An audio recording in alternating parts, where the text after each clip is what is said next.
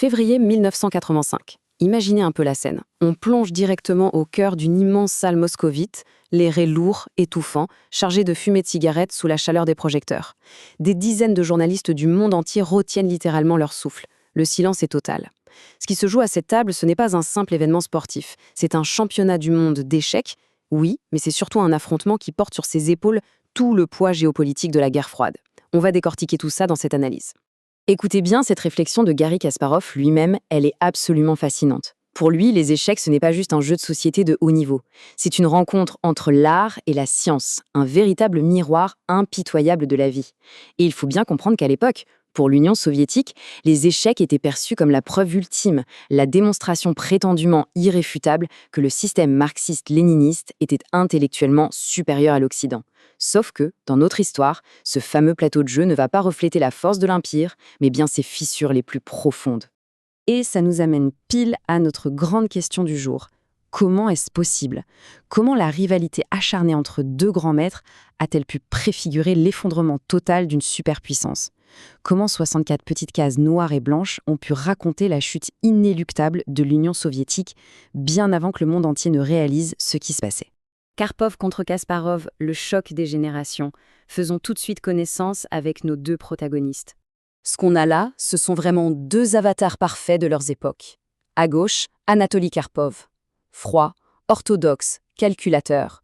C'est l'enfant chéri du système, un russe de souche, au style défensif qui étouffe lentement ses adversaires. Il incarne la vieille garde. Et puis, à droite, le contraste absolu, Garry Kasparov.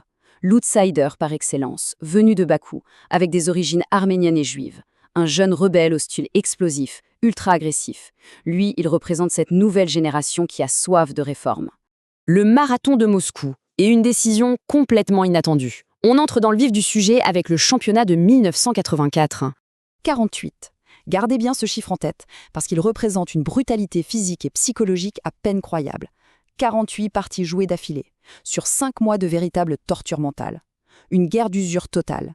Les deux joueurs se sont littéralement détériorés sur scène. Karpov, censé incarner la solidité inébranlable de l'État, a perdu près de 10 kilos, devenant presque fantomatique au fil des matchs. Et là, en février 85, coup de théâtre historique. Le président de la Fédération internationale arrête net le match. Motif officiel, l'épuisement extrême des joueurs. Aucun vainqueur n'est déclaré. Mais le contexte, c'est que Karpov menait 5-0 au début et que Kasparov était en train de réussir une remontée fulgurante à 5-3. Inutile de dire que Kasparov a vu ça comme une intervention corrompue de l'État qui débarque en urgence pour sauver son champion d'une défaite humiliante. Mais alors, pourquoi l'establishment aurait-il si peur d'une simple défaite aux échecs? Pour comprendre ça, il faut regarder le tableau d'ensemble. L'Empire soviétique est en train de craquer de partout. L'invasion de l'Afghanistan de 79 vide les caisses. L'économie est paralysée par les pénuries. Et à la tête de l'État, on a une gérontocratie qui s'effondre, avec une succession de dirigeants vieillissants qui meurent les uns après les autres. Le système tout entier est en sursis. Dans ce climat de fragilité, perdre le symbole ultime de la domination intellectuelle soviétique face à un jeune rebelle, c'était politiquement inconcevable. La chute. Sur l'échiquier et dans la réalité. Voyons comment les destins du jeu et de la politique se sont entremêlés. Regardez un peu cette chronologie. La symétrie est fascinante.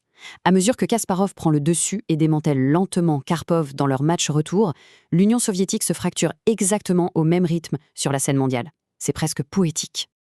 En 85, c'est le tournant. Mikhaïl Gorbatchev arrive au pouvoir avec ses fameuses réformes, la glasnost pour la transparence et la perestroïka pour la restructuration. Ce vent de changement radical souffle sur l'État, pile au moment où Kasparov s'empare du titre mondial. À 22 ans et demi, il est le plus jeune champion de l'histoire et son style de jeu ultra novateur incarne parfaitement cette volonté de restructuration face à l'ordre établi. Avril 1986, pendant que nos deux grands maîtres s'affrontent dans un match retour épique, la catastrophe de Tchernobyl explose. Ce n'est pas juste un drame tragique, c'est un échec irréversible pour l'État. Tout comme Kasparov mettait en lumière les failles dans la défense prétendue invincible de Karpov, Tchernobyl a pulvérisé l'illusion de l'infaillibilité soviétique.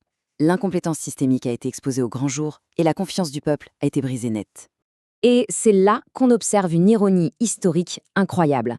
Face à la domination de Kasparov, Karpov a compris un truc vital, s'adapter ou mourir.